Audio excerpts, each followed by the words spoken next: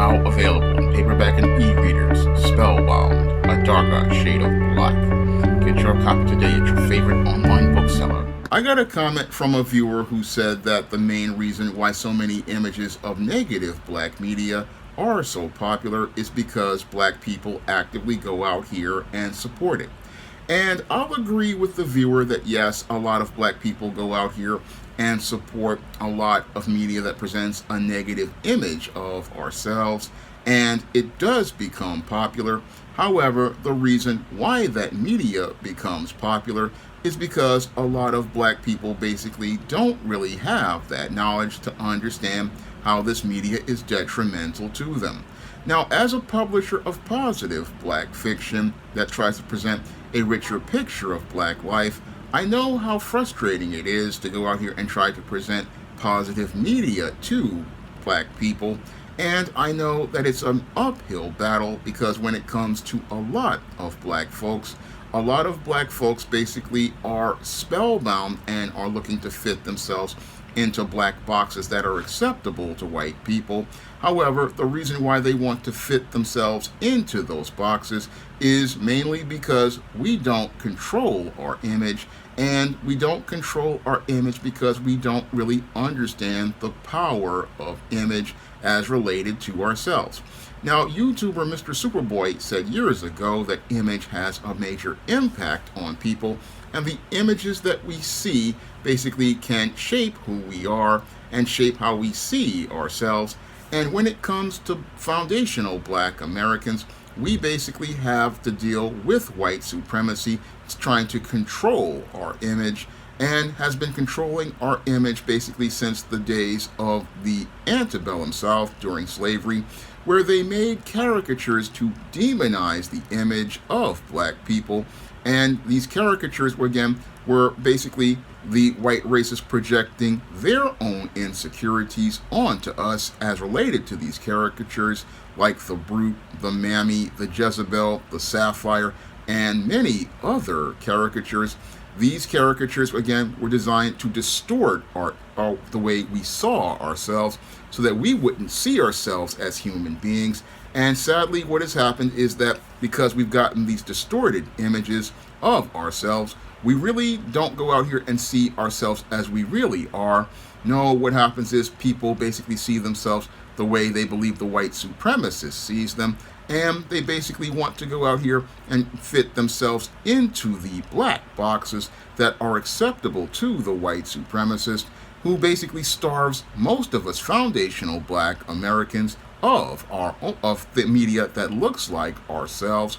And as we're starved of seeing images that look like ourselves, what happens is that the white supremacist uses this to basically manipulate black people into buying into their image of black people, because the media that features us basically is so rare that whenever we see an image of ourselves, we basically rush up to it, and we rush up to it without ever critically thinking about how this is going to represent us or how it's going to reflect on us. And that's always been a major problem with foundational black Americans as related to media. Many of us basically don't have a good sense of who we are as people. And a lot of times, whenever we do get black people who do try to control our image, like the late John H. Johnson, who understood the power of image when he made Johnson Publications, because he understood that when it came to the white media only wanted to present us as caricatures and exaggerations of people, and didn't want us to see the humanized image of ourselves. And that basically was something that a lot of black people were fighting during the days of Jim Crow, where racists wanted to again project their ideas of black people, which were really their insecurities about themselves, onto us. And that really prevented a lot of black people from seeing us as who we really are and seeing the human beings that we really were. And that's been a problem again for many years. And again, guys like John H. Johnson tried to combat this whole image perception of self. But the big problem is that when it comes to black people, we have a real serious problem as related to white supremacy and the media, because when it comes to this media really, again, is not just about images. It's like Professor Black Truth talked about. It is about mind control. And the whole thing is that they want to control your mind as related to your perception of self, and how you see yourself, by presenting you with images of yourself that you believe are actual representations of yourself, but are not representations of you at all. It's just a representation of the ideas that the white supremacist has regarding black people. And what's really sad is a lot of black people buy into those stereotypes because they create a covert contract with white supremacy, where they're hoping that if they fit themselves into these black boxes that are acceptable to white people, then they will be accepted in overall society. That is the covert contract that many foundational black Americans buy into in mass when they go out here and they are imbibing this media, whether it be media such as the gangster rap music or the street lit novels or these Tyler Perry movies or movies by people like Oprah Winfrey or Lee Daniels or Curtis 50 Cent Jackson, Esquire. If you take a critical look at most of that media, again, that media basically is fitting into certain narratives that the white supremacist wants you to see. And if you take a look at the history of that media, you will see that it's basically repackaging many of those old stereotypes regarding the image of black people, whether it be the street guys who are selling dope, or the pimps, or the hustlers, or the abused black woman who is brutalized by a big black, abusive black man. Again, all of this media is designed to present a negative image of black people.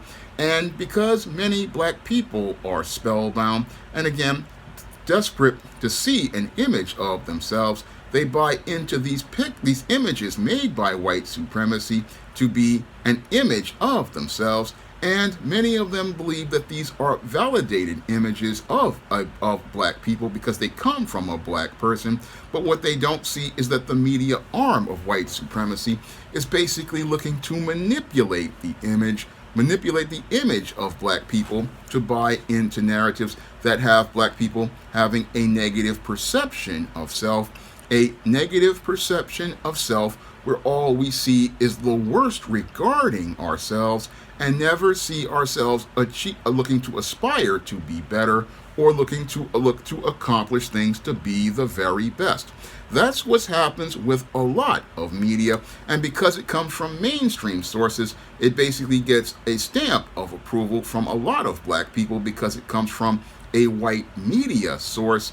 And because it comes from the white media source, many spellbound black people, again, believe that this media source is better than a source that is black owned. And because they believe that that source is one that is better than a black owned source, what happens to a lot of black people is they buy into this media, believing, okay, this media is validating my ideas, and because it's coming from a platform that is controlled by white people, this means that it's a better piece of media than something that was made by an individual black person like myself on the SJS Direct imprint. And this is why a lot of this media becomes very popular with black people, whether it be the gangster rap, whether it be the street lit novels, whether it be the Tyler Perry movies. A lot of black people, again, run to this media because, one, it basically validates a lot of the ideas that the white supremacist has regarding black people. Two, it reinforces many of the narratives that the white supremacist wants to present regarding black people that they relate to. And three, they believe that this is a reality that is the real for black people. But a lot of times when it comes to black people, again, they just plug into this matrix of media and buy into the reality that the white supremacist presents regarding the image of black people, and basically put themselves in a psychological ghetto, a ghetto that basically is them fitting themselves into a box, buying into pre-programmed personas that they believe are the definition of black. But those definitions of black are only ones that the white supremacist wants, because what the white supremacist wants is a smooth world. The white supremacist wants a smooth world where they don't have to worry about black people causing them conflicts, problems, or obstacles as related to life by going out here and doing things like looking to break out of the box, or even worse, in their eyes, look to compete against the white person as related to the world. Because like Professor Black Truth has talked about, when it comes to the white supremacist wants a lot of goodies, giveaways, and most importantly guarantees as related to having a life. And what prevents them from having those goodies, giveaways, and guarantees, especially those guarantees, are black people looking to compete against them.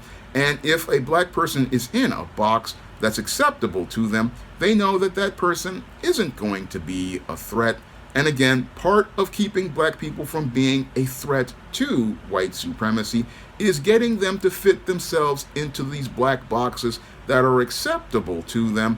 And again, they do this through the media that they go out here and have their bootlicks like Oprah Winfrey, Lee Daniels, Tyler Perry, and Curtis 50 Cent Jackson Esquire, not to mention many of the street-lit authors and gangster rappers, go out here and make. This media is all about programming an idea in black people's minds where they don't look to aspire or achieve to be the best.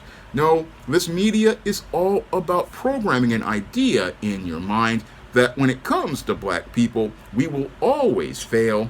We will always wind up in toxic relationships. We will wind up with black men who are abusive. Black women cannot find love. Again, this media is programming ideas in your head to control your mind to get an outcome that is acceptable to the white supremacist, and the outcome that they want for black people is failure, because what they want to do is keep you at the bottom. That's the whole reason why you have to be very careful about what you feed your mind.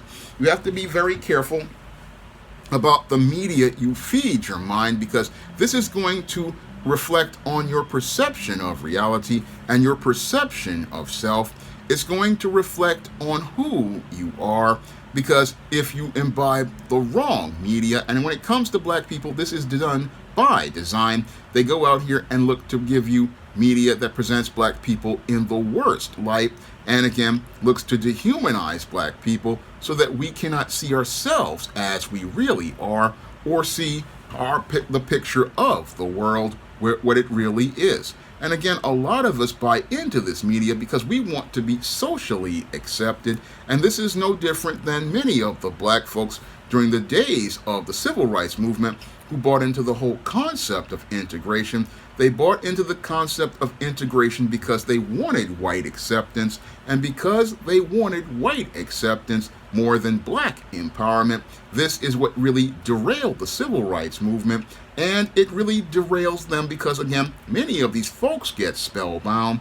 And again, instead of seeing the value of themselves, what they see is the value of things that are considered to be white. I go in depth on this in my novel, Spellbound, in a scene where the Matilda character is sitting with Mrs. Purvis, a woman who lived in Sugar Hill, again, one of the greatest black neighborhoods that were ever built by foundational black Americans, and tells her all about how black people getting spellbound during the civil rights era and looking to move out to the suburbs led to the decline of Sugar Hill, because black people didn't appreciate what their parents built and wanted to get white acceptance. And the same thing is happening with a lot of media.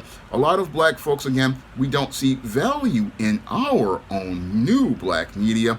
No, we see value in mainstream media. And because somebody has to, again, get approval from white people as related to being mainstream, we don't see that person as having value as a person, or their work as having value as a person.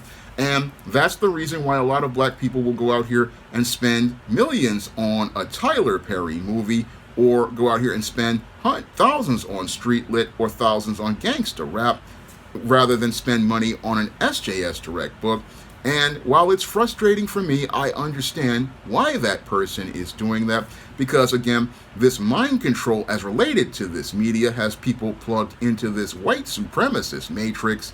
And as they're plugged into this matrix, they want to buy into this reality because they want white acceptance. And because they want white acceptance, they would rather fit themselves into a black box that's acceptable to white people rather than be themselves. And sadly, unlike our ancestors who fought against this type of media, because a lot of our ancestors, they understood how toxic this media was. I mean, people like Oscar Michaud, they understood how toxic this media is, and even the average everyday black man and woman understood the war that was being waged on them as related to this media, because they are waging war on you. Again, waging war on foundational black Americans as related to this media. And again, black folks will go out here and again spend $20 million on a Tyler Perry movie that will show you the worst as related to black people and believe that this is normal behavior, even though it is abnormal to have a series of movies made by a man where black women are constantly being abused, and abuse is being presented as the social norm for black women, but never asks the critical question that we haven't seen one of these movies with a white female since about 2000. I mean, the last time we saw a movie like this was Jennifer Lopez in Enough. That was a Hispanic woman. I correct myself. The last time we saw a white woman like this as related to abuse was Julia Roberts sleeping with the enemy, I believe, and that came out in about 1988, almost about 38 years ago. But with Tyler Perry, black women are told abuse is the norm for black women to have in relationships. And the same thing with many of the black novels where you're taught, oh, the black man is just going to abuse you. You never get to see an image of a black man and a black woman loving each other. Moreover, when the other alternative they present to you is a white man being the savior of the black woman, as related to the Swirling and Divesting novels. Again, a lot of the toxic media basically has its roots in white supremacy, where we don't really look at the big picture, like I did in a recent book called Isis Dark Incubus, where I talked about how white supremacy has an impact on the mind of the black woman as related to her perception of self and her ability to love a black man, because it's rooted so much in fear of losing that black man. Again, a lot of times we don't want to talk about this stuff, again, in our media, because a lot of times our media isn't controlled by us. And again, the media outlets that are controlled by us in new black media, a lot of people, they want to, again, find ways to not go out here and support that media, not support that media by going out here and making straw man arguments like I've run into about dark skin and light skin. Again, here you have a black man trying to help you out, and again, it becomes a straw man skin tone debate, or it becomes a hair texture debate, or other minor things. And the real thing is that they just don't want to support that heterosexual black man as related to the black image. And again, that's a big problem with black people. We want to, again, look for being white accepted instead of accepting ourselves and accepting media from other black people. That's a big problem that a lot of us have as a collective that we have to break out of, because if we don't start supporting our own media, all you're going to do is wind up continuing to be programmed and mind controlled by the white supremacists, who will not go out here and look to elevate your image, because they never did look to elevate your image. No, the people who look to elevate your image usually came from the black grassroots when they first started. I mean, I remember in that golden age of cinema, again, most of it came from foundational black Americans, from the black grassroots. And again, we have to go back to those black grassroots if we want to get empowering images of ourselves and empowering media of ourselves, where instead of us being seen as the loser who dies in every story, like they were presenting in the movie American Fiction, that was considered to be white acceptable for the character to die. Then there was many Richard Wright stories. But the whole thing is, if we want to see ourselves as winners, we have to go to black people who see us as winners, want us to aspire to win, aspire to be successful. That's where we need to go. we have to go to those brothers and sisters like myself who want to empower you, because the media you read, the media you look at, it shapes your whole perception of self. And I've seen this happen with kids as related to many of my viewers who pick up my books. They'll tell me, my kids now see themselves in a positive light. They see the black as front and center. They see themselves as the center of the world. And that's what good black media can do. And that's what the only place you'll get it is at new black media platforms. New black media platforms want to elevate black people to be the very best. And if you want to, again, change the perception of foundational black Americans from the stereotypes of white supremacy, you have to walk away from that old mainstream media, because that media is not about accepting you. It's about fitting you into a box where you're at the bottom of a racial pyramid. You're at the bottom of a racial pyramid and basically not seen as anyone taken seriously. But you have to go to new black media where you can be seen as being the leader, being front and center, being the person that, again, is seen as someone respected and regarded. And again, when you read this media, again, it changes your perception of self. It changes your whole idea of self. I mean, I have been reading that type of media for many years. I mean, I used to get, again, people would mock me when I would go out here and pick up books like Milestone Comics from back in the day. I mean, I always looked for black media that empowered me, but I also knew that there was a lot of media from mainstream media that, again, was anti-black, and I would identify that media very quickly, because I said, why are all the black people losing? Why are all the black people failing in every story? And again, many of the publishers didn't want to put out stories that showed black people winning, and that was an issue I had for years, and that's why I had to start the SJS Direct imprint, because I want to create media where black people win, where black people have success, where black people achieve and accomplish things.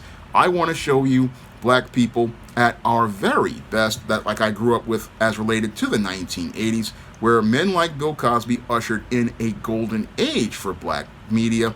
And again, ushered in a golden age because they understood the power of image. They understood the power of media on the perception of people. I remember the show A Different World having an impact on black children to the point where black children were going to college. And again, if you feed yourself healthy black media, it will create a healthy image of self. This is why I'm so passionate about publishing books on the SJS Direct imprint, and I wanted to do comics because I understood the power of image and how it can transform people's lives.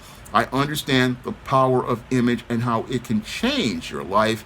And again, you seeing images of black people and seeing them in power positions and taking the lead can basically make it where you want to take the lead yourself in your life. And when you see those images and you see them on a regular basis, it can transform who you are. And again, the reason why a lot of black people, the mainstream media doesn't want to put those images out there is because they fear black competition at the job. They fear black competition at the school. And what they want to do is go out here and suppress that competition by having you think everything black people do is a failure. They want to suppress everything and make you believe everything a black person does is a failure. And that's why that media, like Tyler Perry movies, street-lit novels, swirling and divesting books, gangster rap, is toxic to black people. Again, you're basically, being in a place where you're in mind control, like I have in my book Isis Bride of Dracula, where I show how Isis is controlled by Dracula and again weaponized to take out John Haynes. And again, that was a commentary on black people under the covers of the story about Isis and John Haynes taking on Dracula. I mean, I understand the power of media. I understand the power of image and perception of self.